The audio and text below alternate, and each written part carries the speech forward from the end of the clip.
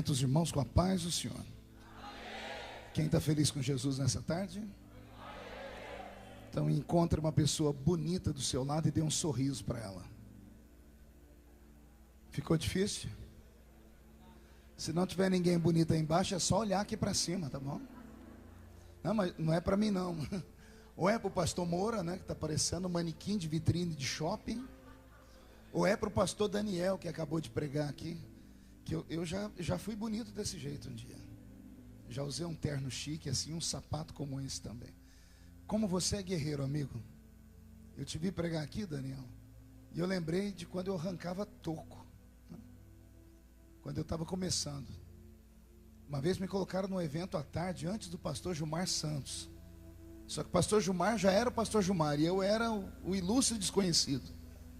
Eu preguei tudo que eu tinha naquele dia, mas não achei ninguém. O povo não via a hora de eu sair para o pastor Gilmar entrar. Mas naquele dia Deus falou comigo: é assim que eu te quero. Não importa o que os homens pensem, importe o que eu penso. Então, sucesso, Deus te use muito. E você já começou melhor do que eu. Eu nunca tive um terno bonito igual esse. Nem Salomão teve um terno bonito igual esse.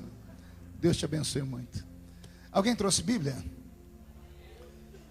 Eu prometo que não vou cansar os irmãos. Tem muita gente para pregar. Aconteceu um pequeno infortúnio, né, com o som. Isso acontece. Isso foge o controle do pastor, foge o controle de todas as pessoas e acaba atrapalhando a programação. Eu tenho compromisso, vou ter que me retirar já já. Mas eu acho que, como disse o Moro, às vezes Deus faz isso para mostrar outras coisas. Existe aquele que prega com a voz e aquele que prega com a vida. Entendeu aí ou não? Vou dizer de novo: tem aquele que prega com a garganta e tem aquele que prega com a atitude. Um dos maiores missionários do mundo, um chinês chamado Watchman Nee, quando foi preso nas prisões comunistas, o maior número de pessoas que ele levou a Cristo foi quando arrancaram a língua dele. Arrancaram a língua dele porque ele fez quase toda a cadeia se converter. Então tiraram a língua dele. E aí ele começou a pregar com gestos, fazendo sinais, escrevendo. Arrancaram as mãos dele. Ele aprendeu a escrever com os pés. E arrancaram os pés dele. Como ele não tinha mais mão, nem pé, nem língua, os soldados colocavam ele no meio do pátio, e das grades os presos olhavam ele e ele chorava. Os presos perguntavam: por que homem é esse? As lágrimas dele fez boa parte da cela se converter e os soldados se converteram. Então, às vezes, o gesto fala mais do que a voz. Gênesis capítulo 9. O que você vai ouvir nessa tarde é tão lindo que eu acredito que você vai sair daqui voando. Gênesis 9, versículo 20.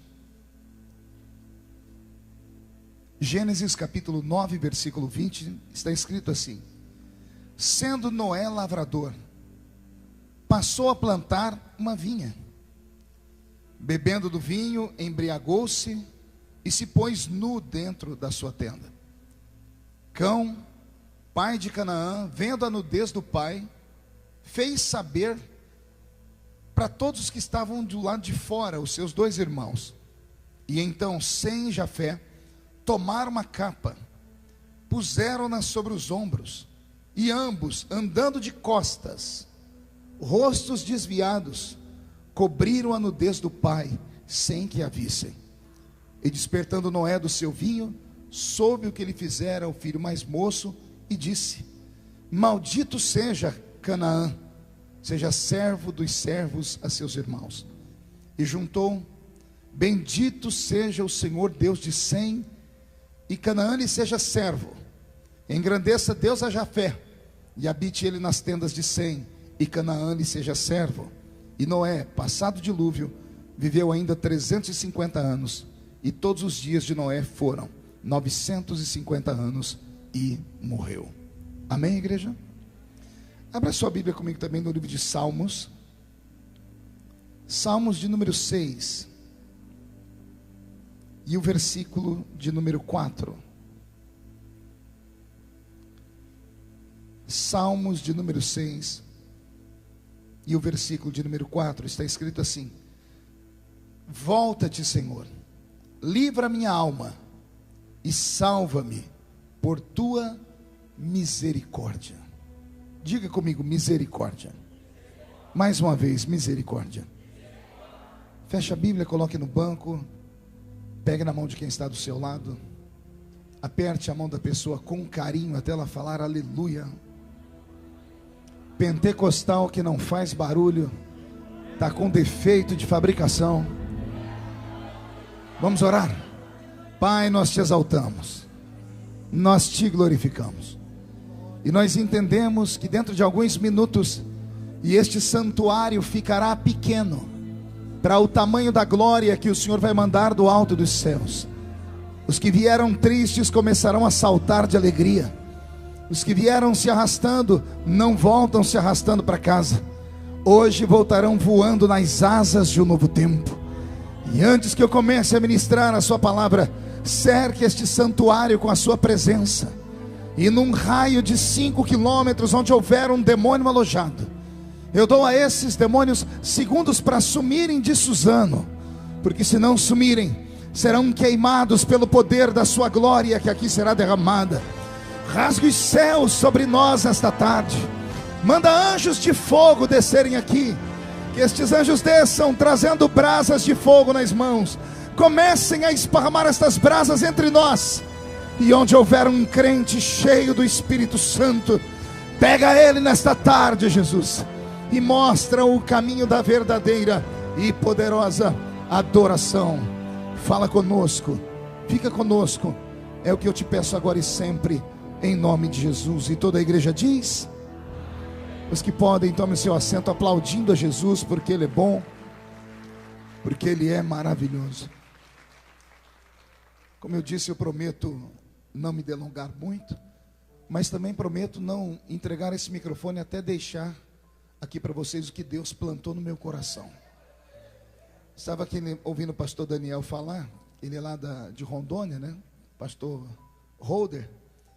Ele estava falando e eu comecei a lembrar de cenas, histórias, né? Eu estou escrevendo um livro sobre memórias de um itinerante. As coisas que acontecem que a igreja não fica sabendo, que as pessoas só veem quando você é exaltado, quando Deus te coloca num patamar de destaque. Mas ninguém é aceito sem antes ser rejeitado. Ninguém é aplaudido sem antes ser vaiado. Faz parte do show. E eu me lembrei de uma história muito engraçada. Eu acho que vale contar ela aqui para ver se os irmãos despertam. Porque depois do almoço, com um sol quente desse, é perigoso os crentes falar, ao invés de falar Jesus, falar Genésio aqui dentro, né? Eu estava num congresso lá, tem uma casa de shows lá que chama Kelps. A Kelps tem um desenho de uma múmia, é lá em Porto Velho. E era um domingo de manhã, tinha umas 10 mil pessoas. E estava pregando o pastor Paulo Roberto, de Cuiabá. Não sei se os irmãos conhecem. Paulo 7 Câncer. A senhora estava lá. E o pastor Paulo é muito usado em curas, né? E eu fiquei espantado com o dom que Deus deu a ele. E ele começou a orar, e Jesus começou a curar. Eu falei: eu acredito, eu quero, Deus. Quando eu dei um grito, eu disse: eu quero. Ele olhou para mim e disse assim: você quer? Eu disse: quero. Ele falou: abre as mãos. Eu abri as mãos, ele deu 2 tapas na minha mão e disse: receba. Eu disse: pois eu recebo. E ele jogou o microfone na minha mão. Eu falei: o que é para eu fazer? Ele falou: ora pelos doentes. Você recebeu o dom da cura. E eu sou valente. Eu pulei no meio do povo: vou orar pelos doentes aqui. E comecei a orar. E Jesus curou uma irmã. Ela estava numa cadeira de roda, mas eu não sei se ela era paralítica. Eu sei que ela levantou. Quando ela levantou, eu enlouqueci. Itinerante, quando enlouquece, é só Deus na causa. Eu pulei no meio do povo, peguei o microfone e gritei: os doentes cheguem perto de mim. Ai, meu Deus, a gente não pode se empolgar. E eu falei: encosta em mim que você vai ser curado. Aquelas coisas de maluco, né? Só itinerante sabe o que é isso. É os 5 minutos de bobeira que dá na cabeça da gente, né? Aí depois você fica arrependido pelo resto da vida. Porque quando termina o culto, a convenção reúne: o que aquele menino fez? Que negócio é aquele? Isso é uma heresia. E as pessoas encostaram em mim, amor, foi uma alegria. E Jesus começou a curar. E eu olhei para a parede e vi um irmão com um par de muleta. O irmão estava segurando as amuletas aqui. E a perna direita dele balançava. E eu falei para ele: vem, porque Jesus vai te curar. E ele olhou para mim e fez assim. E todo mundo olhou para ele, olhou para mim. E eu disse assim: vem. Eu falei: se você não vem porque não tem fé, eu tenho fé, eu vou a ti. Oh Deus de Israel. E eu cheguei perto dele. Quando eu cheguei perto dele, ele disse assim: pastor, eu fiz assim: você não precisa ter fé, eu tenho fé por mim e por você. Que fé tinha Lázaro, que estava morto, e Jesus trouxe ele da sepultura? A fé estava em Jesus, não estava em Lázaro. Eu disse: eu tenho fé por mim e por você. E ele: pastor, eu falei: e ele obedeceu. E eu ajoelhei na frente dele. Oh Deus de Israel. Dei o microfone na mão do irmão e falei: irmão, segura aqui que eu vou orar. Eu peguei a perna que estava balançando, Moura. Eu peguei pela coxa. E eu bati assim: perna em nome de Jesus. Pá! Cresça. Seja curado. E fui descendo, porque eu ia ungir a perna inteira. Perna, pá, cresça. Quando chegou no joelho, irmãos, o diabo operou. Quando eu bati a mão: perna, cresça, a minha mão enformigou. O anel amassou. Eu olhei para cima, ele olhou para baixo e disse assim: é de madeira, pastor.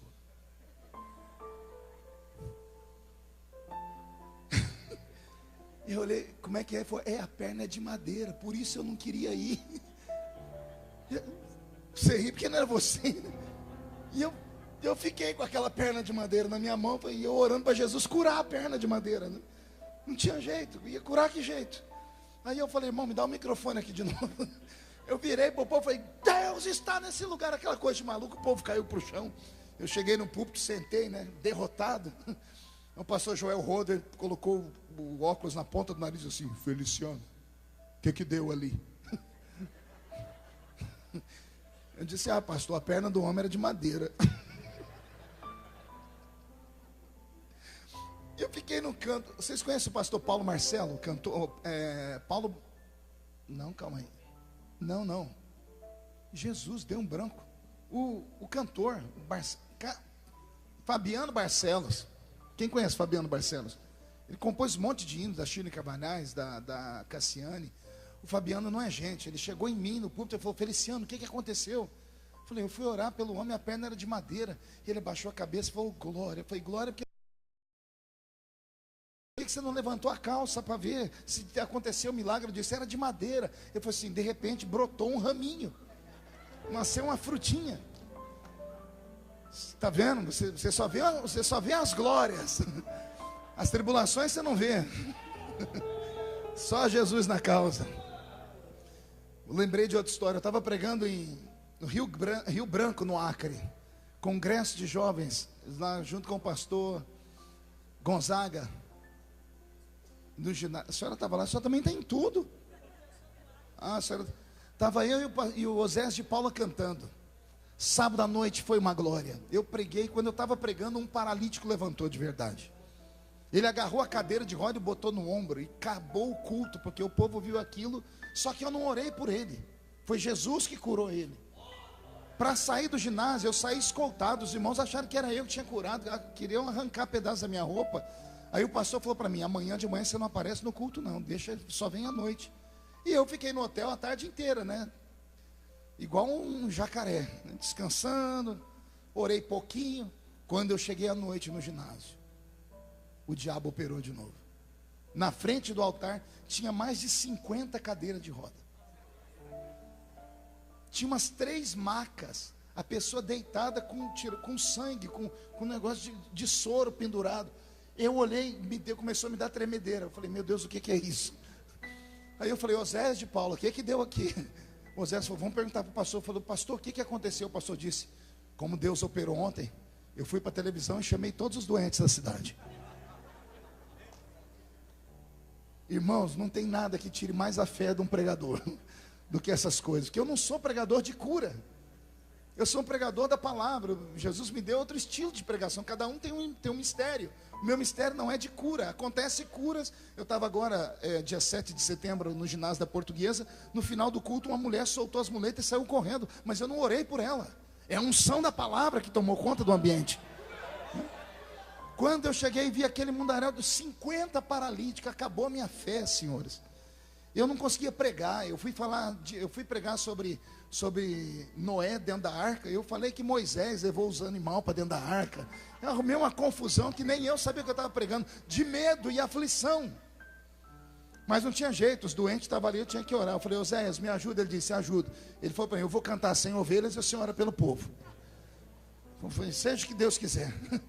A primeira mulher que estava na minha frente, mas o inimigo queria me humilhar, queria acabar com o meu ministério aquele dia. Uma senhorinha de coque, sentada na cadeira de roda, o vestido dela era comprido, arrastava no chão. Aí eu botei a mão na cabeça dela, Oséias cantando, eu fui orar. Quando eu falei, seja curado em nome de Jesus. Aí quando eu fui falar para ela, levante e anda, eu tirei o microfone. Só para ela ouvir, falei.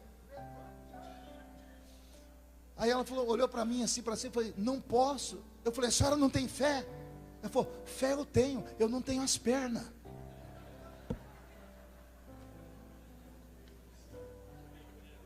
E eu falei, a senhora está fazendo o que aqui? Aí eu vim para ser curada. Eu falei, irmã, mas nem Jesus fez brotar a perna na hora. Está lá que ele curou o paralítico, ele curou. Agora ela não tinha as duas pernas, ela teve diabetes comeu as pernas dela. E ela estava lá, como é que ela vai andar? Então são histórias que acontecem, que você, se não tiver estrutura, ou você desvia, ou você faz como eu estou fazendo aqui. Experiência, a gente dá risadas e toque o barco. Olha para o seu irmão e diga, nem tudo são flores. Tem dias que a coisa não dá certo. Posso ouvir um glória a Deus? E vocês filmaram tudo isso, né? Já está no YouTube, né? O inimigo vai usar vocês mesmo, não tem outro jeito, né? Robson, mude a música para mim. Eu li 2 textos da Bíblia, um no livro do Gênesis e o outro no livro de Salmos. Eu queria começar pelo livro de Salmos. Eu pedi para todos aqui recitarem uma palavra comigo, uma única palavra, a palavra misericórdia. Dá para repetir comigo de novo? Pergunte à pessoa do seu lado, você sabe o que significa misericórdia? Muitas vezes nós falamos, Deus tem misericórdia de mim, misericórdia, Senhor, virou até chavão, até as pessoas de televisão, de novela falam, mas não sabem o que significa a palavra misericórdia. A palavra misericórdia é uma junção de 2 palavras no latim, a palavra miseris e a palavra córdia. A palavra miseris, vai anotando aí se quiser, é sujo, imundo, podre, fedido, leproso, perdido, derrotado, desgraçado. Tudo isso é a palavra miseris. E a palavra córdia, essa mexe comigo. A palavra córdia significa coração. Então, quando a gente diz misericórdia, nós estamos falando misericórdia. Nós estamos dizendo, Senhor, pega-me, um sujo, um imundo, o caído, o podre, o desgraçado, o sujo, e coloca no teu coração, Deus. Você já colocou alguém no coração? Já, só que você nem sabia. É mais ou menos assim, vem cá, filho. Fique aqui. Toda vez que você vê uma pessoa sofrendo, você vai no velório, você vai no hospital, você vê uma pessoa passando por necessidade, você acaba tendo misericórdia dela. Pergunte por quê? Porque você pega a pessoa sofrida e coloca ela no coração assim, ó.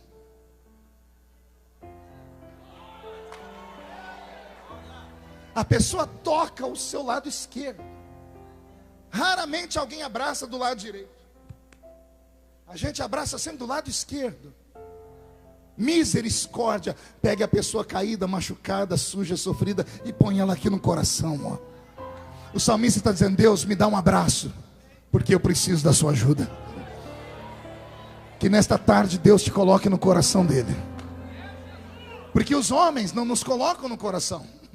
Os homens só nos colocam no coração quando estamos de bem, quando temos tudo, quando somos alguém, quando perdemos tudo, quando o teto desaba na nossa cabeça, quando o chão desaba sobre os nossos pés, quando acontece um acidente, uma tragédia, quando o herói encontra uma criptonita, quando o super-homem tomba, Ninguém quer ficar perto da pessoa. A pessoa se torna imunda. A pessoa se torna uma leprosa. Porque o ser humano quer ficar somente perto de pessoas que tenham vitória, de pessoas que tenham virtude. Mas Deus não é assim. Deus é Pai. Deus te ama e o amor dele não muda. Você sabia que não existe como o amor de Deus mudar? Deus não pode amar mais você hoje do que ele te amou ontem. O amor de Deus não muda. O amor de Deus é imutável. É impossível Deus te amar mais do que ele te ama. E também é impossível Deus te amar menos do que ele te ama. Ele não te ama pelo que você faz, ele te ama pelo que você é. Vou repetir, Deus não te ama pelo que você faz, ele te ama pelo que você é. Pergunte a mim, o que é que eu sou, pastor? Só falo se todo mundo perguntar. Você é a imagem e semelhança dele. Pastor, e os defeitos? Acidente de percurso, herança genética, herança psicossomática, herança adâmica.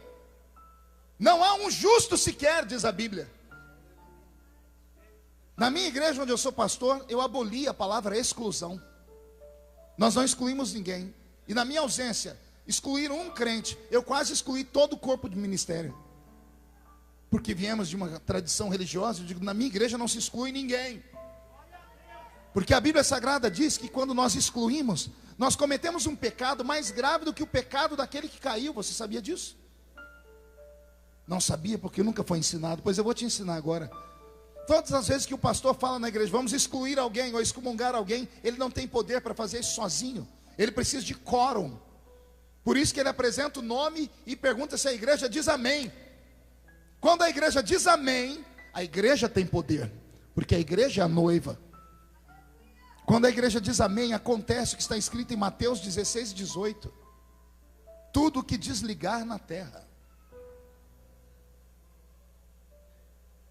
tudo que desligar na terra, será desligado aonde? Sabe o que aquele amém da igreja significa? Aquele amém sobe ao céu em forma de uma borracha e apaga o nome da pessoa do livro da vida. É por isso que toda pessoa que cai, ela fica pior do que um ímpio.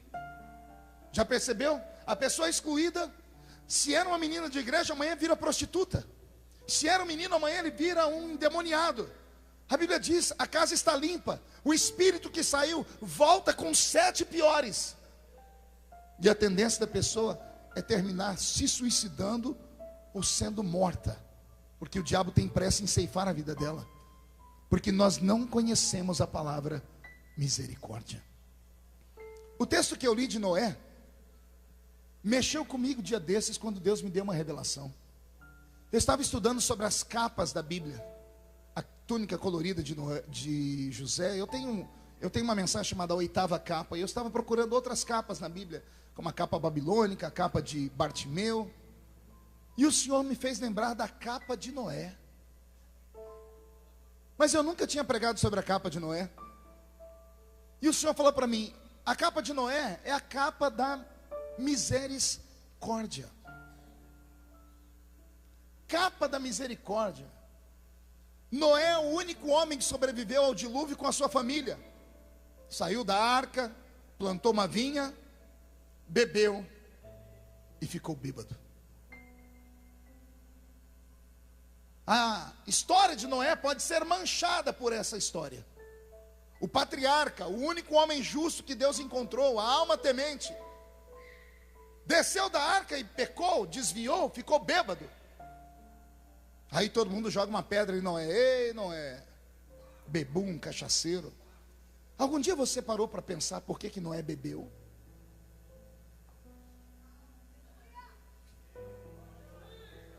Já começou a pensar assim, por que Noé bebeu? Você conhece pessoas caídas pelas ruas, os bebuns? Chegue em uma pessoa dessa, procure saber por que ele bebe. Há textos na Bíblia que estimulam a bebida, sabia disso? Salomão disse, se você está triste, tome vinho, para que se alegre o seu coração. Quantas vezes você ouviu falar que a pessoa bebe para esquecer o que aconteceu? Eu não queria estar na pele de Noé. Você já reparou que quando Noé fez a arca, entrou com a família lá dentro, ele trancou a arca por dentro.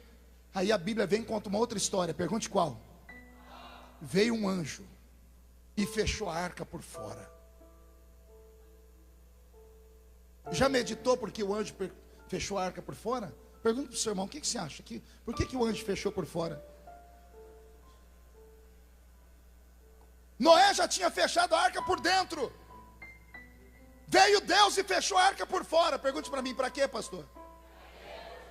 Porque Noé era um homem de coração bom. Era um homem que temia Deus. Quando ele estava dentro da arca, a arca começa a balançar. Ele começa a escutar o choro de criança morrendo afogada. Ele começa a escutar o grito do vizinho dele, que podia não ser perfeito, mas era amigo, dizendo: ô Noé, abre a arca, deixa eu entrar. Ele viu a família dele toda morrer. Pai, mãe, tio, primos. E eu tenho certeza que Noé tentou abrir aquela arca para abrir para as pessoas entrarem. Porque ele tinha um coração bom. Senão Deus não teria salvo ele. Só que como Deus não podia ter misericórdia daquela geração, Deus trancou a arca por fora. Quando a arca pousou e Noé andou pelo mundo, ele andava e via ossos. Ele via caveiras. E ele sabia que ele podia ter salvo esse povo. Ele não aguentou. Ele plantou uma vinha e bebeu, para esquecer os problemas, gente. Ele bebeu porque ele não aguentava saber que ele trazia nos ombros a morte de uma geração inteira. Morreu uma geração inteira. E aí ele está bêbado, ficou nu, porque perde o bom senso. Aí vem o filho, o mais novo, quando viu o pai bêbado, expôs o pai para todo mundo. Meu pai não é o perfeito, olha lá, ó, cachaceiro, está pelado, bêbado, que vergonha. Quando a notícia chegou em casa, os dois outros filhos, Sem e Jafé, pegaram um pano, pegaram uma capa, a capa da misericórdia. Não ousaram olhar para o pai, não quiseram saber se era verdade. Vai anotando aí. Não ousaram perguntar se era verdade que o pai estava nu ou não, de costas, sem olhar. A Bíblia diz que eles nem viraram. Pegaram um pano e vieram de costa e cobriram a nudez do pai. Olha Deus falando conosco nessa tarde. Deus está procurando filhos que cubram a nudez do pai. Deus está procurando uma geração que não fique esparramando as notícias ruins, que não fique no Facebook questionando se é verdade ou se não é, que não fique falando de pastor, cantor, pregador. Deus está procurando uma geração que tenha misericórdia, que ao invés de acusar o outro do pecado, tente entender por que pecou. E saiba que se ontem foi a outra pessoa, amanhã pode ser você. Porque todos nós somos seres humanos. Deus não procura entre nós homens e mulheres de aço. Deus procura homens e mulheres que tenham coração. Não existe no Velho Testamento um pecado tão grosseiro quanto o pecado de Davi, que desejou uma mulher que não era dele, que mandou matar o marido dela, que dormiu com ela, engravidou ela. Não tem um pecado pior do que esse. Mas Deus não deixou nunca ninguém tocar em Davi, porque Deus sabia que Davi era homem. Só que Deus também sabia que Davi tinha coração.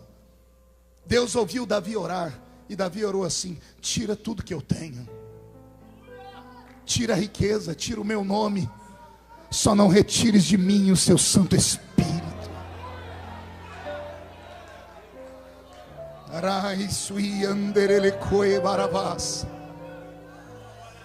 Eu sinto Deus esta tarde. Ele está com as duas asas abertas sobre Suzano. Deus está juntando os pintinhos, como a galinha junta os seus pintinhos. Deus está juntando você. Deus te trouxe nessa tarde para te dizer assim: levanta a cabeça, sacode, joga a poeira para fora, dá a volta por cima. Os que te acusam não morreram na cruz do Calvário por você. Os que te acusam não pagam as suas contas. Os que debocham de você não sabem onde você mora e nem o que você passa. Você poderia estar em qualquer lugar nessa tarde, mas veio para cá, debaixo do sol quente. Então você merece respeito. Eu não estou pregando para quem não tinha nada para fazer. Eu estou pregando para os melhores que Deus tem aqui nesse lugar. Deus te trouxe nesta tarde para te dizer que a misericórdia dele é maior do que a acusação do diabo. Recebe esta palavra em nome do Senhor Jesus. Levante a mão direita para o céu, por favor. Agarre o irmão que está do seu lado com carinho e respeito. Sacode ele, sacode ela, tire ele do lugar. Diga a ela, Deus te trouxe aqui para isso. Não, tire ela do lugar, sacode. Diga, Deus te trouxe aqui para isso, ó. Sacode. Diga, Deus te trouxe aqui para isso. Deus te trouxe para sacudir a sua fé, para sacudir o seu ministério, para sacudir a sua história. Deus te trouxe para sacudir a sua existência.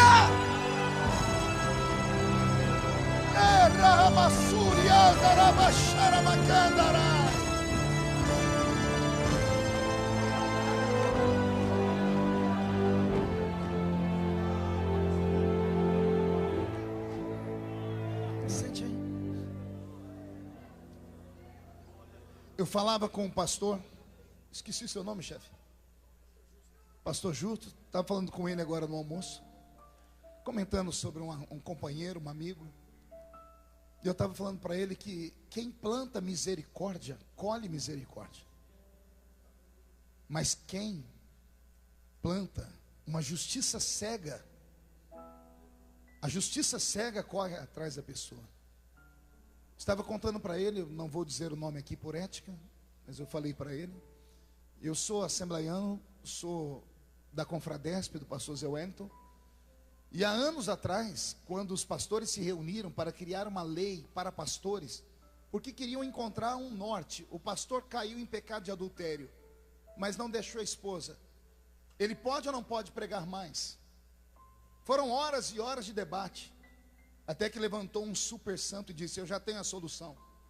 O pastor caiu em adultério, pecou, 10 anos de banco para ele. Não pode pregar, não pode dar testemunho, por 10 anos vai ficar sentado.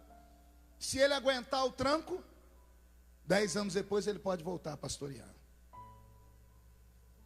O primeiro a ser punido por essa lei, no Belenzinho, foi o criador dela. Entendeu não? O pastor que criou essa lei, foi o primeiro a ser punido por ela. Aí ele não aguentou ficar 10 anos sem pregar, teve que sair do ministério e ir para outro. E começou outra vida. Quem planta misericórdia, colhe misericórdia. Mas quem não conhece a palavra misericórdia, quem nunca precisou dela, vai sempre agir como a mão de Deus sobre a terra, como super santo. Eu já fui assim. Quando era garoto, bem assembleiano, quando eu casei com a minha esposa, eu disse para ela, o dia que você cortar o seu cabelo, me corte da sua vida. Pense num homem bruto. O tempo foi passando, as coisas mudam. A doutrina do Senhor não muda nunca, mas os costumes humanos mudam. E chegou um dia que eu tive que ajoelhar no pé da minha esposa e falar para ela, filha, fica bonita para mim, porque eu viajo o mundo, e um monte de mulher bonita se joga nos meus pés, e eu não preciso delas, porque eu quero chegar em casa e encontrar uma mulher bonita. E ela falou, você quer que eu faça o quê? Eu falei assim, fique mais bonita, mexa no cabelo, faz um regime, vai para uma academia, põe um botox, faz o que for preciso, fica bonita para mim, porque quem tem em casa não procura lá fora. Tive que voltar então à vida, senhoras e senhores, tem que ser assim. Eu estava esses dias na ponte Rio-Niterói, aliás, passei por ela essa madrugada, lá no Rio de Janeiro, mas teve uma vez que eu estava em cima da ponte Rio-Niterói, e deu um engarrafamento, e de repente deu um vento, gente, que a ponte fez assim, ó, ela foi de um lado para o outro. Tem algum carioca aqui? Tem alguém que é do Rio de Janeiro aqui, que já teve essa experiência? Não tem, que pena. A ponte mexeu, ela tem 17 quilômetros de comprimento. Eu fui descer do carro porque eu achei que era um terremoto, um monte de gente desceu. Aí o motorista de táxi olhou para trás e falou, ô pastor, fica tranquilo. Eu falei, tranquilo? Então um terremoto, a ponte vai cair. Ele falou, não pastor. Eu falei, mas a ponte está balançando. Ele falou, graças a Deus, pastor. Eu falei, por quê? Porque se ela não balança, ela trinca, quebra e cai. A engenharia dela é feita para ter molejo. Se ela não tem molejo, ela trinca, quebra e vira uma tragédia. Diz, enquanto ela estiver balançando, só vai dando glória a Deus. Senão que está boa. Eu estava dentro do carro e Jesus falou para mim, meu filho, foi por isso que eu disse a Salomão. E Salomão deixou na Bíblia escrito, e nenhum pastor tem coragem de pregar o que Salomão disse. Não sejais demasiadamente justo, nem demasiadamente ímpio. Olha o conselho da Bíblia. Meu Deus, esse homem está desviado. Imagina um pastor falar para você, não seja santo demais não. E falar, também não seja pecador demais não. Tenha equilíbrio. É o que Salomão está dizendo, tenha uma vida equilibrada. Quem não sabe usar a marcha mais poderosa do carro, nunca vencerá. Você sabe qual é a marcha mais poderosa do carro? A primeira, pastor, porque ela põe o carro para andar? Não. Pode ver que para ir para frente tem 4 marchas. Para ir para trás é uma só. Marcha ré, diga para o seu irmão, às vezes precisamos usar o marcha ré. Só quem usa o marcha ré conhece a palavra misericórdia. Que Deus nesta tarde, quando te levar para sua casa, ou te preparar para o culto à noite, te faça olhar aquele irmão fraco, com um olhar de carinho e de amor. Que Deus te faça, não um coveiro de igreja, mas que Deus te faça um bom samaritano. Que Deus te faça passar por aquele que está caído meio morto e não abandone, não tenha vergonha, não tenha medo de se sujar. Agarre ele, fique do lado dele, porque aquele que ajuda um caído, recebe do Senhor o mesmo tratamento. É por isso que a Bíblia diz assim, quem dá aos pobres a Deus empresta. E não é só pobre financeiramente, não é pobre, rejeitado, abandonado, que as pessoas não amam, não cuidam. Deus tem uma paixão especial pelos fracos. Eu encerro aqui, dizendo para vocês, sobre o capítulo 12 da primeira carta de Paulo aos Coríntios. Me dá medo quando eu prego isso, porque eu deixo os crentes tudo maluco, né? Paulo, escrevendo a carta aos Coríntios, começa falando sobre misericórdia. Que bom que a misericórdia está entre vocês. Mas só quem conhece a história sabe por que Paulo está falando isso. A primeira epístola dele aos Coríntios, no capítulo 5, Paulo pega um menino em pecado na igreja e entrega a alma do menino na mão do diabo. Já leram isso? É sabido que há entre vós um tipo de pecado que nem entre os gentios tem como colocar nome, que um filho dormiu com a mulher do seu pai. Se o filho tivesse dormido com a mãe, era incesto, mas não é. Ele está dormindo com a mulher do pai. O pai ficou viúvo, divorciou. O menino foi e dormiu com a mulher do pai. Paulo ficou com tanta raiva, porque é um pecado grosseiro, sujo e nojento, que Paulo diz, não aceito pecado na igreja de Corinto. Paulo disse, eu vou entregar esse menino na mão do diabo para que a alma dele se salve, mas o corpo vai para Satanás. Meu Deus do céu, eu não quero congregar nunca numa igreja dessa, que um pastor, ao invés de ter piedade da minha alma, manda o diabo me arrastar. E tem pastor assim. Tem pastores que amaldiçoam os crentes de cima do púlpito. Eles não sabem o que estão fazendo, porque quando eles tocam nesses, eles estão tocando na noiva. Alguém me pergunta, por que o senhor tem tanta paciência? Por que o senhor tirou foto? Não é nem questão de humildade não, amor. É porque eu sei que se Jesus estivesse aqui, ele faria o mesmo. Tentaram trazer as criancinhas para Jesus, o ministério de Jesus estava famoso, os discípulos cercaram, não toque nele, não toque nele, não toque no mestre. Você já se perguntou por que eles não queriam que tocasse no mestre? Pergunte para mim, por quê, pastor? Porque Jesus era doutor da lei, amém? Sacerdote, sim ou não? Mestre em Israel, sim ou não? Sabe qual era a roupa dele? Uma estola sacerdotal branca. Uma estola sacerdotal o quê? Branca. E agora que ele está famoso, a roupa dele, pode ver que roupa de artista é diferente. Já percebeu? Artista, pregador, dá uma olhadinha aqui na roupa, é tudo diferente. Porque é destaque. É destaque. Então chama atenção. Todo mundo queria encostar nele, os discípulos. Vão sujar a roupa do mestre, ele tem um show daqui a pouco. Ele tem que pregar, vai estar diante de uma autoridade. Tira essas crianças com o nariz sujo daqui. As crianças estavam no meio da praça. O que criança está fazendo no meio da praça, gente? Brincando, correndo. As crianças pareciam um tatu. Aí as criancinhas queriam tocar em Jesus e disse, não, sai para lá, catarrento. Sai para lá, moleque sujo, sai para lá. E Jesus disse, deixai vir a mim os pequeninos. Agora aguenta, vê se o seu coração dá conta. Jesus pegou uma criança sujinha, com o nariz sujo, e botou no colo. Ele esfregou a roupinha suja dele na roupa branca dele. E Jesus deu um beijo na criança. Isso chocou os discípulos. Isso chocou todo mundo. Isso foi uma pregação tão grande que tinha um moço sentado naquela praça. Quando ele viu Jesus fazer aquilo, ele saiu correndo, se jogou de joelho ao pé de Jesus e disse: bom mestre, o que eu tenho que fazer para herdar a vida eterna? Por que você acha que esse moço procurou Jesus? Jesus pergunta para ele: conhece os mandamentos? E o que é que o moço diz?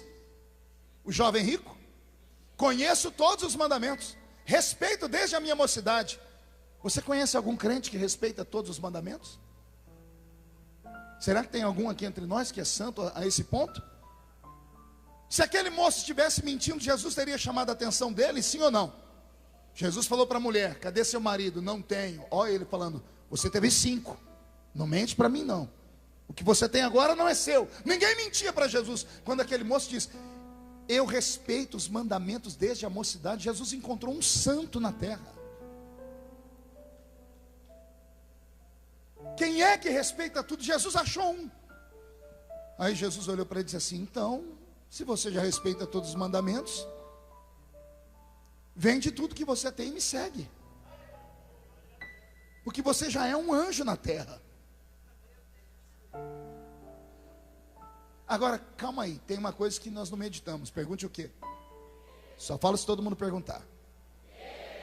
Como é que alguém que respeita todos os mandamentos não tem certeza de ir para o céu? Pegou aí? Ele se jogou aos pés de Jesus por quê? Como eu faço para ter a vida? Quero ser salvo, como é que eu faço para ir para o céu? Mas a religião dele já tinha falado: respeita os mandamentos. E ele só queria uma confirmação. Quando Jesus diz: respeita os mandamentos, ele diz: estou salvo. Aí Jesus fala para ele: vende tudo que você tem e me segue. Aí a Bíblia diz que o rapaz se entristeceu e foi embora. Pergunte por quê? E ensinaram ele a respeitar a estrutura da igreja, as doutrinas, os costumes, mas nunca ensinaram ele a amar Deus acima de todas as coisas.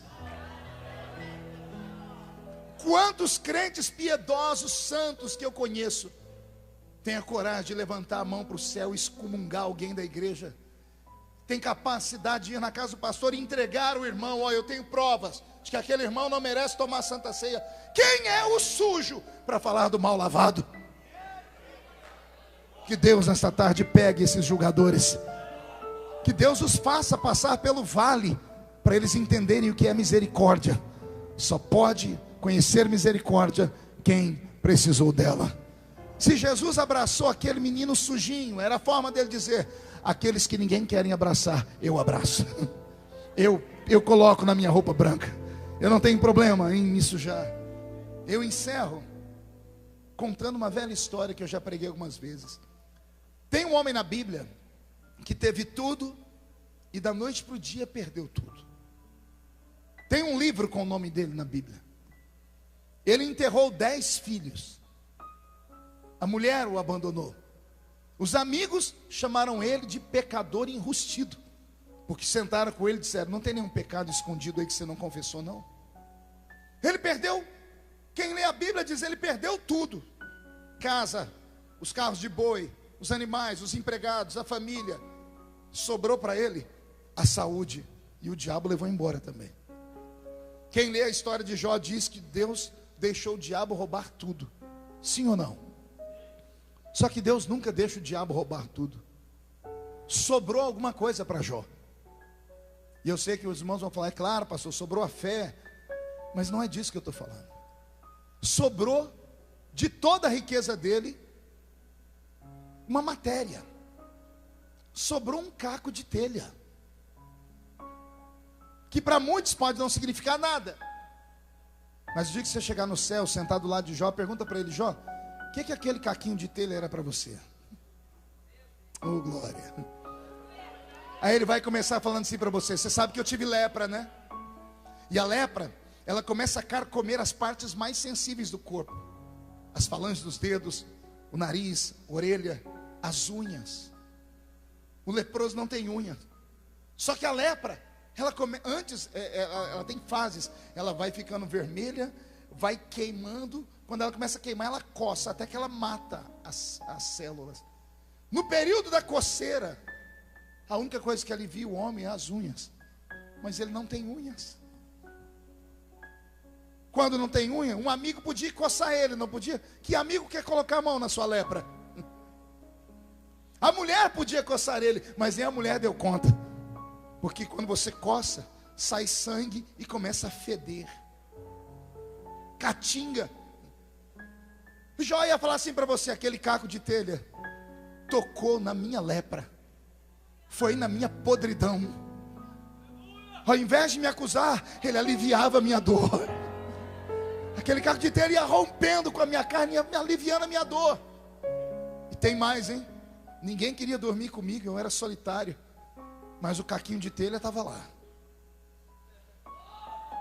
Quem sabe como travesseiro, como Jacó que botou uma pedra.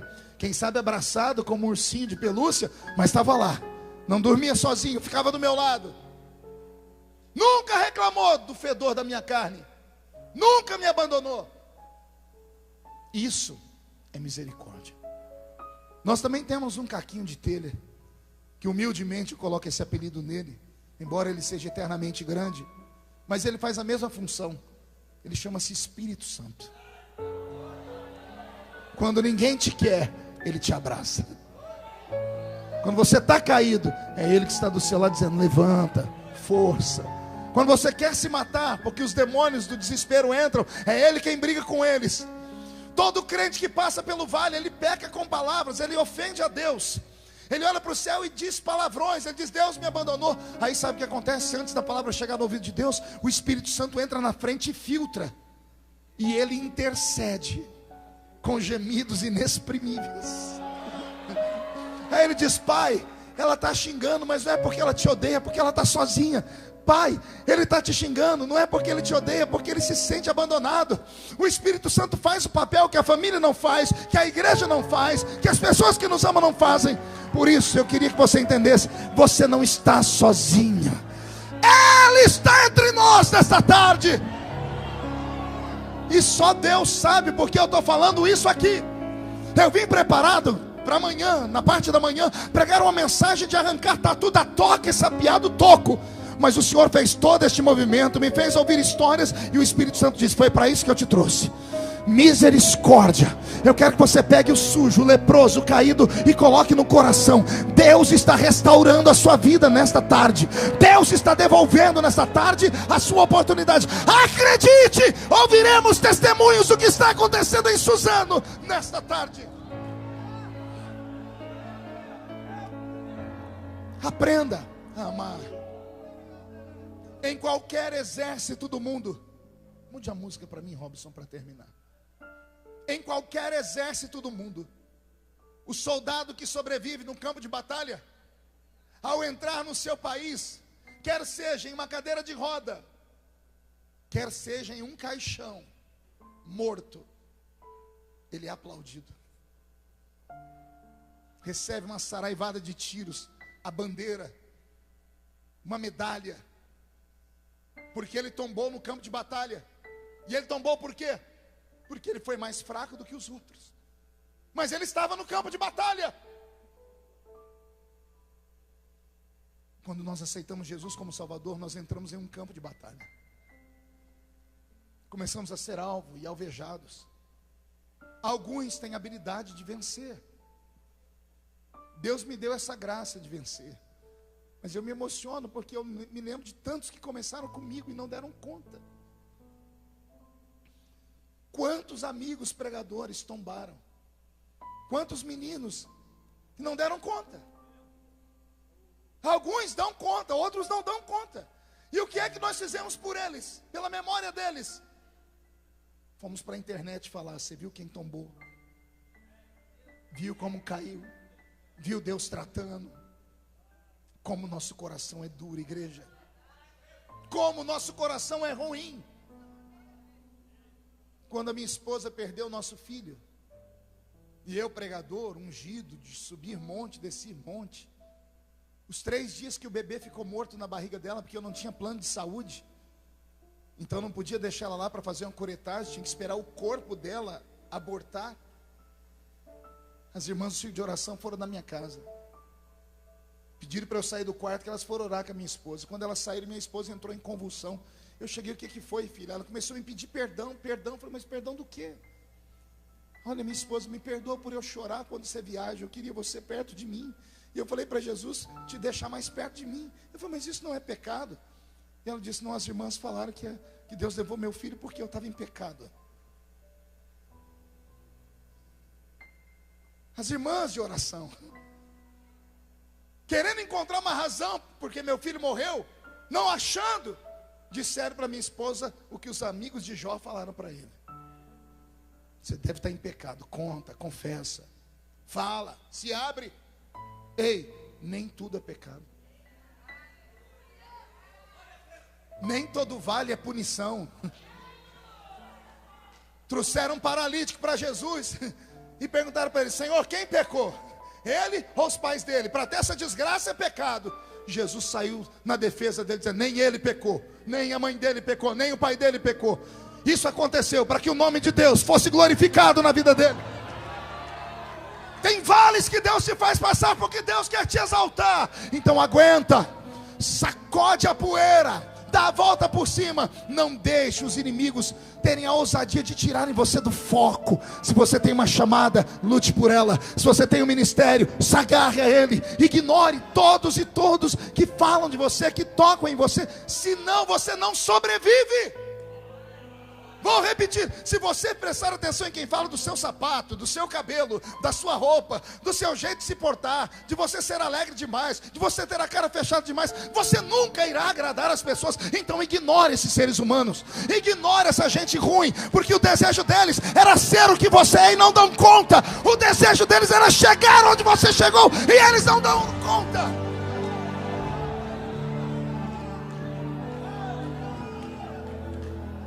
Eu estou com o meu corpo arrepiado. Deus está aqui. Deus está aqui.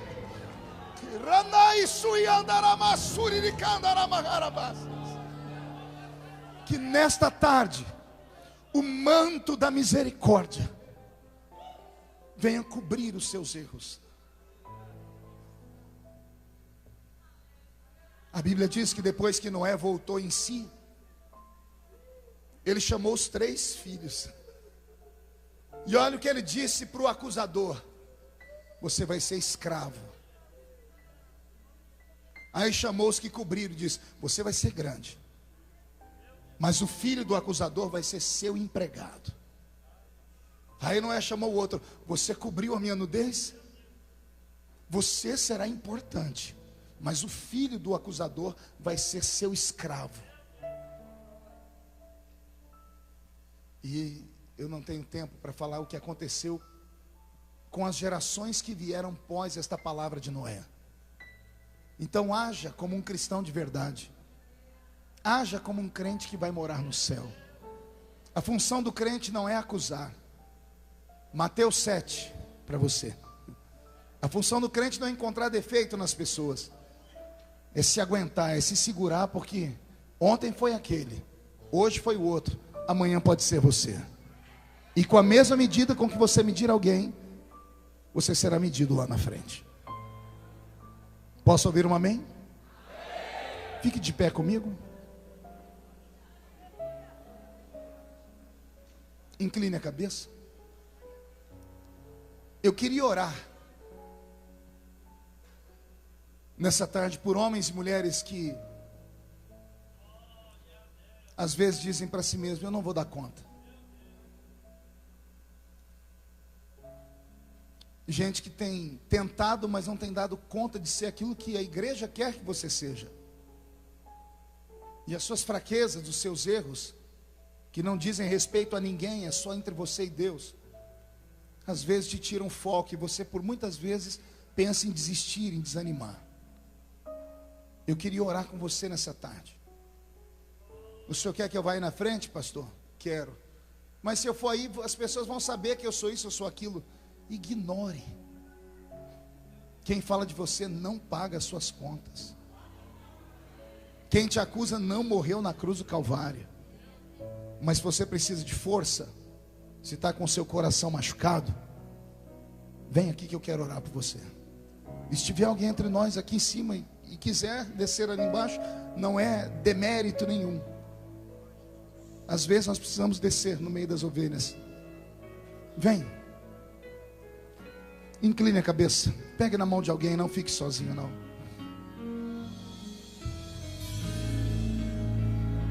Aleluia. Circunstâncias dizem que não vai. Falam que você está tão perto de parar. Coração valente, é assim que quero hoje te chamar. Vem, comece a orar. E para não morrer, às vezes pensa em fugir. Cego pelo medo, não vê que o gigante é bem menor que a mão de Deus. Não quero contar da história que você morreu. Se por um tempo você só adormeceu. Oração, por 3 dias Jesus parou de respirar para fazer você ressuscitar. Tudo bem, de carne você é, mas sua estrutura é a fé. Coração valente, você não pode parar.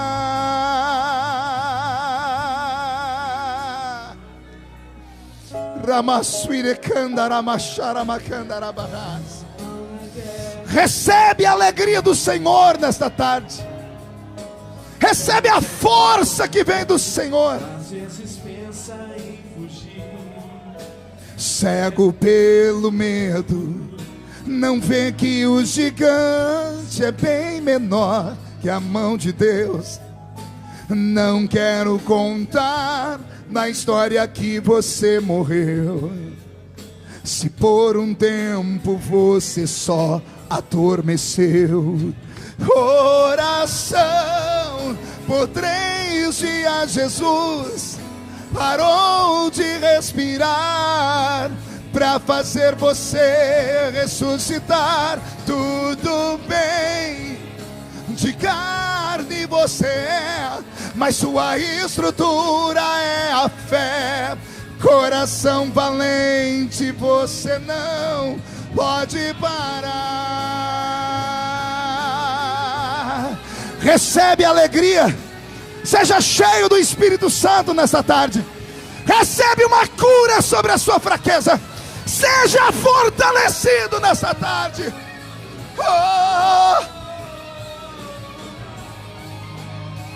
Coração,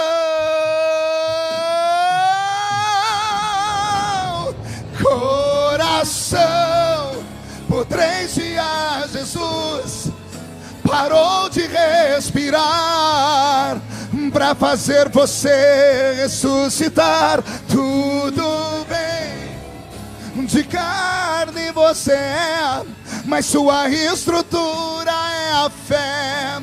Coração valente, você não. Coração, por 3 dias Jesus parou de respirar para fazer você ressuscitar. Tudo bem, de carne você é, mas sua estrutura é a fé. Coração valente, você não pode parar.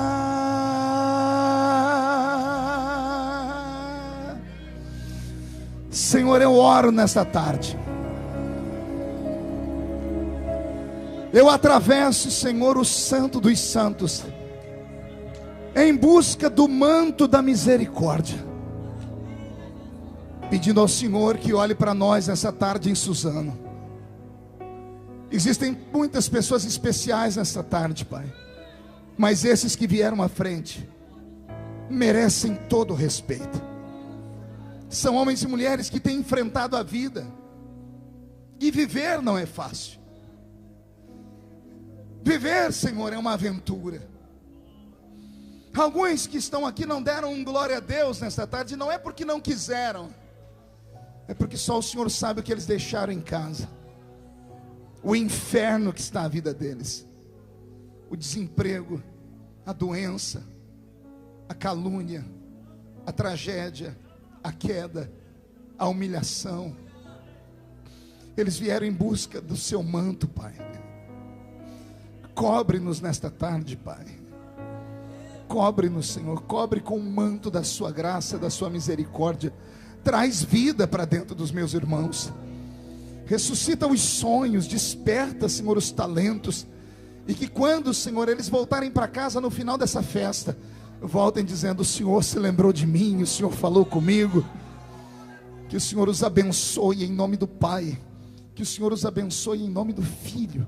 Que o Senhor os abençoe em nome do Espírito Santo.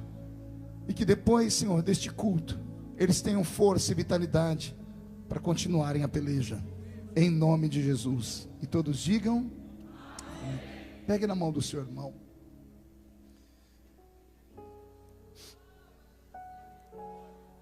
Eu queria deixar aqui uma última palavra. E eu amo pregar em lugares assim, principalmente quando não há uma grande multidão. Quando eu era jovenzinho pregador, eu queria pregar para multidões, né? Porque pregar para multidão a gente empolga. Mas eu aprendi que os melhores cultos são esses. É aquele culto que ninguém espera nada dele, pastor. E eu queria aqui deixar para vocês uma palavra do meu coração para o coração de vocês. Eu prego desde os 13 anos. Eu estou com 44 anos. Eu não vi a vida passar. Minha barba está branca. Minha filha mais velha tem 22 anos. Eu não vi o tempo passar.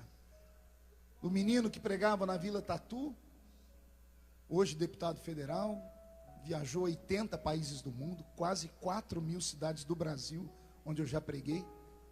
20 milhões de DVDs esparramados. Um deles tocou você, tenho certeza disso. Dia desse eu estava com a minha família na minha cama, amor. Chamei minhas 3 filhas, minha esposa, fizemos um culto.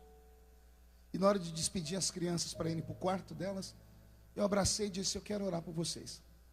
Comecei a orar com o meu coração, até que o Espírito Santo tomou os meus lábios. E ele me inspirou uma oração. E eu tenho feito essa oração todos os dias. Deus tomou os meus lábios naquela noite. E eu orei assim: Deus da minha infância, visita os meus filhos. Eu pedi para que o Deus lá da Vila Tatu, do salãozinho, do culto com o pandeiro, a sanfona, eu pedi para aquele Deus que me fez o que eu sou hoje, visitar os meus filhos. A minha oração é que esse Deus visite você. Que você continue desejando. Eu vejo aqui jovens pregadores, vejo pastores. Não desistam dos seus sonhos nunca. Não deixe ninguém dizer a você: para, desiste. Não tem convenção que tire os seus sonhos. Não tem ministério que tire os seus sonhos. Não tem homens, nem demônios, nem anjos. Só uma pessoa pode te impedir de chegar onde você sonhou: você mesmo. Se você não acreditar, você travou e parou. Mas se você acreditar, vai embora. Eu acho que eu sou exemplo no país de luta e de sofrimento. Ontem eu estava dando uma entrevista no Rio de Janeiro e alguém perguntou: qual o seu segredo, pastor? Eu disse: meu segredo é que eu não sei bater. Mas pense num homem que aguenta apanhar. Esse é o meu segredo, senhores. Se eu puder passar alguma coisa para vocês, passo isso: aguente apanhar. E detalhe, calado, em silêncio, porque Deus sempre fica do lado da vítima. aguente. Por causa da água, às vezes a gente é preciso beijar a caneca. E a caneca é toda amassada, mas a água que está lá dentro vai matar a sede. Então, equilíbrio. Respire fundo, conte até 10. Isso serve para o casamento, isso serve para a sua vida profissional, isso serve para a sua vida com Deus. Aguente, porque eu sou testemunha de que Deus pega na mão das pessoas e leva elas em altos voos. Não sei se a minha equipe está aí pronta, se estão filmando, que eu quero deixar uma palavra profética aqui agora. Eu quero dizer a vocês que eu ainda tenho sonhos. E um dos meus sonhos é esse. Que um dia aqui em Suzano, no meio de semana, os crentes vão vir para o culto carregando um radinho de pilha. Só para ouvir a voz do Brasil. Que hoje ninguém escuta de raiva. Mas um dia pelo menos os crentes vão ter orgulho. Eles vão ouvir o jornalista falar assim, com a palavra, Sua Excelência, o presidente da República Federativa do Brasil. E o presidente do Brasil vai começar o discurso dele assim: eu cumprimento os compatriotas brasileiros com a paz do Senhor Jesus. Então sonhe, deixe as pessoas rirem, deixe as pessoas debocharem, deixe falar esse aí, nunca, como? Eu olhava para o espelho quando garoto e falava, como? Mas eu nunca deixei de sonhar. Olha onde eu cheguei. E detalhe, moro na mesma cidade. As pessoas passam perto da minha casa, porque eu moro numa casa gigante. E eles dizem assim, ó, aí mora o ex-cortador de cana. As pessoas, aí mora o ex-engraxate. E todo mundo dá testemunho. Deus é na vida dele. Incline a cabeça. Eu profetizo que isto vai acontecer com você também. O princípio do milagre chama-se misericórdia. Tenha misericórdia dos fracos. Ajude os caídos. Não propague a nudez do seu pai, do seu pastor, do seu irmão. Cubra a nudez dele. Não procure saber nem se é verdade o que as pessoas falam. Vai lá e tampa de costas, sem olhar. Porque com ungido só Deus trata. Só Deus trata. Não toqueis nos meus ungidos, diz o Senhor. Eu encerro dizendo que ungido não sou só eu que sou pastor não, viu? A palavra ungido significa separado e escolhido. Eu estou pregando para os ungidos de Deus. O mais fraco crente entre nós é mais forte do que o inferno inteiro de pé. Fazendo isso, nós vamos longe ainda. Amém, igreja? Vamos dar uma salva de palmas a Jesus?